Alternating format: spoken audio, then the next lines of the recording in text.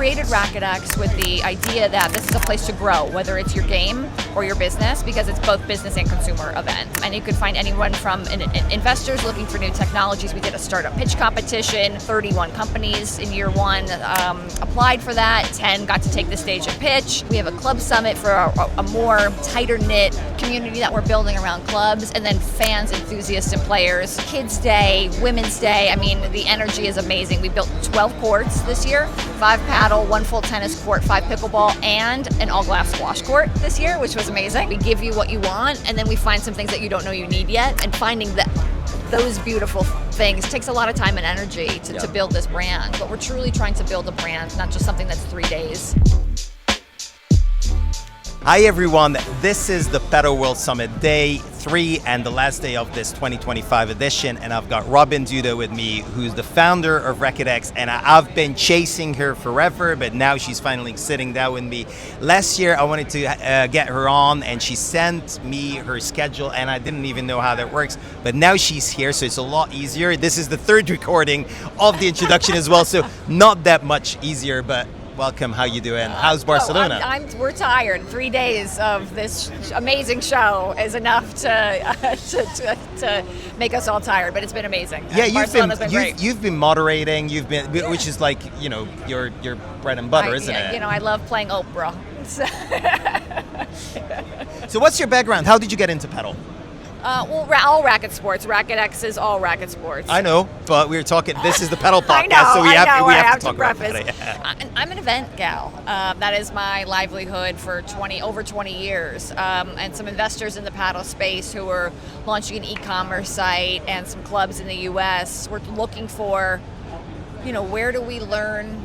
How do we find courts? How do we look for new vendors? Where do we learn things? And there wasn't anything. And then they looked in all racket sports, and there wasn't anything. And they came to me, and I've been an athlete my whole life, not necessarily in racket sports, but I've been a fan. And they said, "Do you want to get back in the game?" Because I was consulting for a very long time on my own, and I was like, "Hell yeah, let's go!" This is padel has such amazing momentum across the world. Pickleball was all you can hear about on the U.S. TV. Tennis, obviously, is always a favorite, and all the others, it was a no-brainer. Yeah, I think you know, when people talk about the U.S. and the racket sport market, we say that padel is the fastest growing sport in the world, but albeit in the States, it's pickleball. So, which one have you played? I've played everything. So you play everything? I would not say I'm good at any of them. So I always preface that. But and I haven't been playing much of anything lately with a back injury. However, I love them all. That is always my sound. That is always my soundbite. Is that I love all the sports. I think that there's a place for everything. Tennis is just hard to get into at an older age. The learning curve is there, but I love watching, and it's so fun. Pickleball, you could play with grandparents, you can play with kids. I love that. You can play in a park. You know, it's like very easily accessible, especially in the U.S. right now. And paddle, man, there are courts going up left and right in clubs, and I love watching the excitement. I love watching, and I love playing when I can. Yeah, I think padel is really gaining momentum in the States, and obviously a big part of it is RacquetX, which we will talk about a lot now, because I haven't been yet. We got to get you. We got to get you to come but down. That's what I'm saying. It is so fun. You know, I'm really good with moderating as well. No one actually knows that because I haven't done it yet. No, I'm joking. I don't know. I don't know if I would be good at it. But I was always hoping that Alex Pinsetti will give me a call, because he has been on my podcast, and he will say, "Dennis, you look like an amazing moderator. Why don't you come and do some shows?" But look, everyone else who's been moderating has been great. So, you know, it's amazing. And tell me about RacquetX. How did that come about? What is it all about? Why do I have to go as my first thing in 2026 in my schedule? What to expect? I know it's going to move as well, so tell me a little about it. Not far, the baby move, but no, we're too. You know, we just had our second show.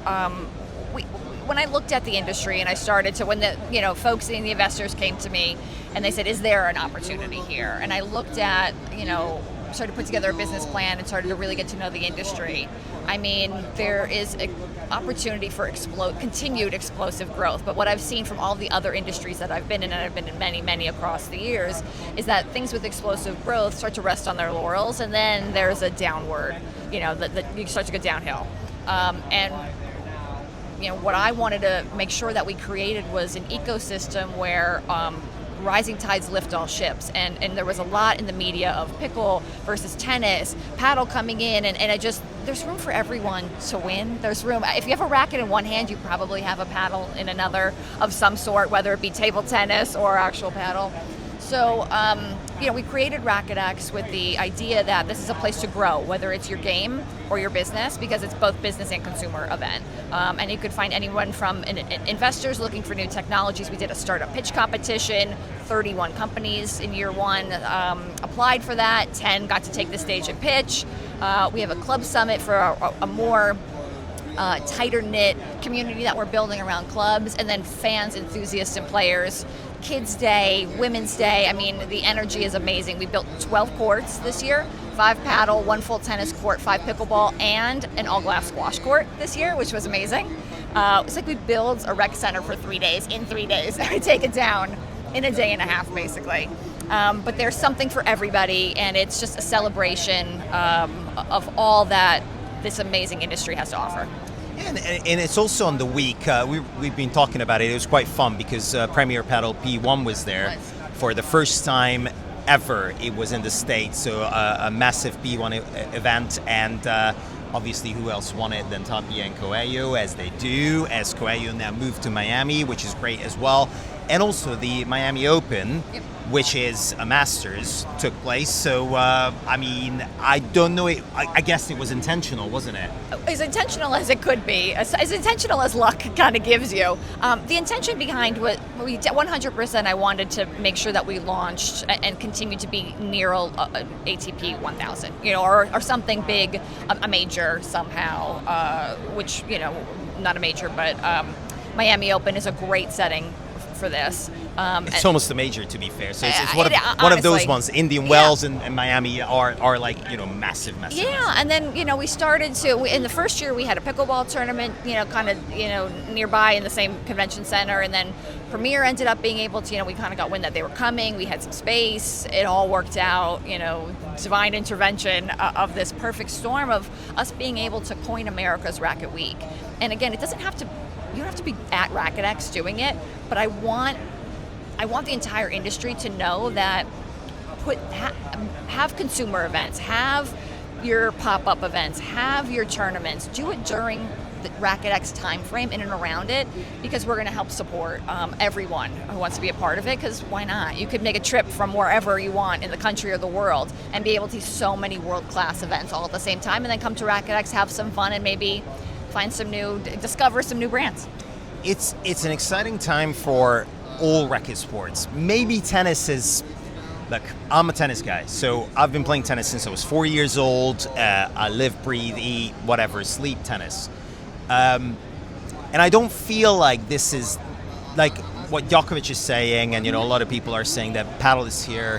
Why would you build tennis courts when you can build 2 paddle courts, 67 pickleball courts? I mean, obviously, I'm not like, yeah. So jokes aside, you can build more, maybe 2 pickleball courts on 1 tennis court, and why would you build tennis courts? But I sort of still feel like it's an excitement, and also people do have this reinvigorated love for tennis once they play pickle, maybe even play some paddle, and they go back on the tennis court when they're tennis players, and it's like, oh wow, it's still fun. I still enjoy it. This is still growing. It's just not growing at the same rate as some of these others, and it's pickleball and paddle are headline grabbing because they're new.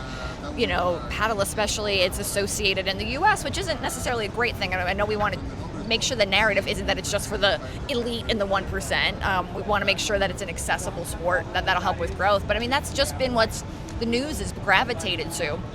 But tennis certainly is still growing, and everyone. It's just the classic, it's been around for a really long time, and it's not going anywhere. It's just not getting as much attention right now. I mean, I think why you say it, like, yeah. Like and also in the meantime, it's like the most written about sport. It is. Because my LinkedIn is full of paddle. Like literally, there's nothing else, just paddle. Is your LinkedIn full of pickleball and paddle, or is it fully paddle? No, it's all. I got Major League Table Tennis. I got racquetball. I am every sports in general. I feel like is what my feeds are full of, both Instagram and a LinkedIn. So definitely, there's a lot of paddle brands because I'm associated with this sport now, and certainly helping it grow and speaking as much as I can. But like equally across the board, all the racket sports are in my feed all the time. No, because whenever I go on there, it feels a bit, in a way, it feels fabricated because it cannot be that in one, and we have to talk about that as well. I think it's a big topic that it cannot be that everyone is successful in a business. It doesn't work like that. And I feel like whenever I go on LinkedIn, everyone has the shiniest courts, everyone has the best rackets, everyone has the most amazing venues, and you're like, oh, okay. That's social media. That's all of it. True. Very few people put their flaws up, or they put, it's always it's a selling tool now. So you're not going to put the bad stuff. Everyone puts their best of their best, both their life and their businesses. So, I always take everything with a grain of salt, of course. Yeah. With a mouthful including of salt. my own things. Yeah, but that's true. Although I'm pretty honest. Robyn, I'm pretty honest. At the end of the day, that's like what you and me are both doing is that we are trying to grow these sports because we know that there's a lot of work to do. Like that's why you came up with RacquetX. That's why you realized that there's a need for this in the States. And yeah, it might have started. The whole thing might have started with pickle, but I think now, where is paddle compared to pickle? Like is it now in the same conversation in the States? Not everywhere. Your major cities you're seeing clubs popping up. I still think there's a lot of education that needs to happen in paddle in the U.S., but it's getting there. It's getting attention. It's getting love. But we're in an education phase in my opinion to get the entire country to really embrace it. Yeah. No, I get it. And look, at the end of the day, that I can just repeat myself. I think what we need is I always say that we need more courts, we need more coaches, we need more rackets, we need more everything. We need more. Maybe on the West Coast as well, we need another conference, which will be Racquet Y. I don't know. We're going on the road. We're doing a city series. There you go. So for the B2B side and clubs, so we're hitting 5 cities. Over the next couple months. I'm pretty sure that's what we need because I think. How I see the U.S. at the moment is that, yes, there's a really small community who know about paddle, mostly Spanish-speaking, but I think there's still a lot which we can learn. Okay, let's talk about you and how you. So, is RacquetX your full-time job now? It sort of looked like it needs a full person. It is the dominant force in my life. I will tell you that. Yes. And but we're trying to do so many things quickly, but the right way. And part of that isn't just. While the event is 3 days a year, we're trying to. Again, we need to listen to the community constantly, which is why we're going on the road and we're doing things at clubs. I come to things like this because I just absorb what do people need. And then we design from there. And I think there's a beauty in we give you what you want, and then we find some things that you don't know you need yet. And finding those beautiful things takes a lot of time and energy to build this brand. But we're truly trying to build a brand, not just something that's 3 days.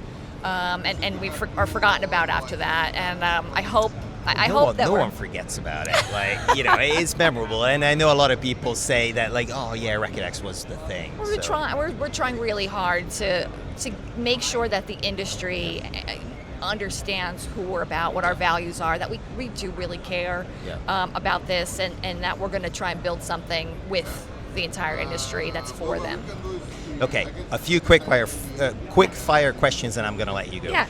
Do you follow Premier Padel? So do you actually watch? Okay, so who's your? Do I follow? Okay, you can't ask me these questions. My default answer is going to be Tolito.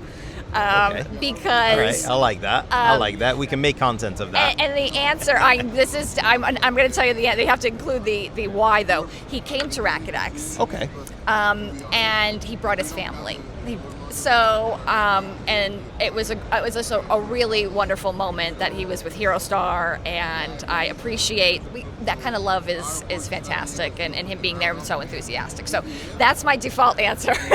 That's fine. Have you ever anything else? Have you ever seen a match where Tolito played? No, I did not. There you go. Who's your favorite tennis player? Right now, or Yeah, you can say both.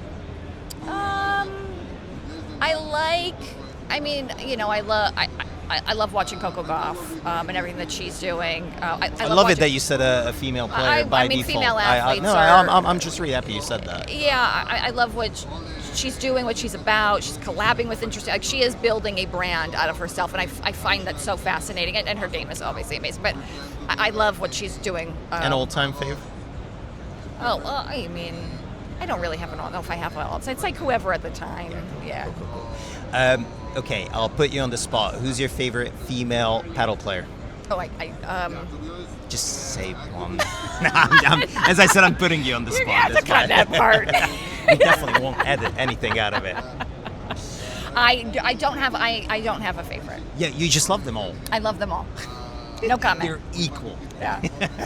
Look, I really appreciate you coming on. I think we need a lot more of you, but not in the States. So you will have your own thing going on. So Yeah. there's no competition. I think competition is healthy, and that's why you're here in I don't the see Padel this as Summit. we're all because- friends. There's enough. Just like I say, all the sports, there's enough. Rising tides lift all ships, and that there's enough business to go around. It's the same thing in events. We want events in this space to be successful because it further verifies and solidifies that there's a need for what we do. So I'm always happy to support and partner, and I always wish everyone the best. Like I said, that's absolutely we fine. love what they're doing here, and we're great friends with Alex and the team. Yeah, no, it has been an amazing event.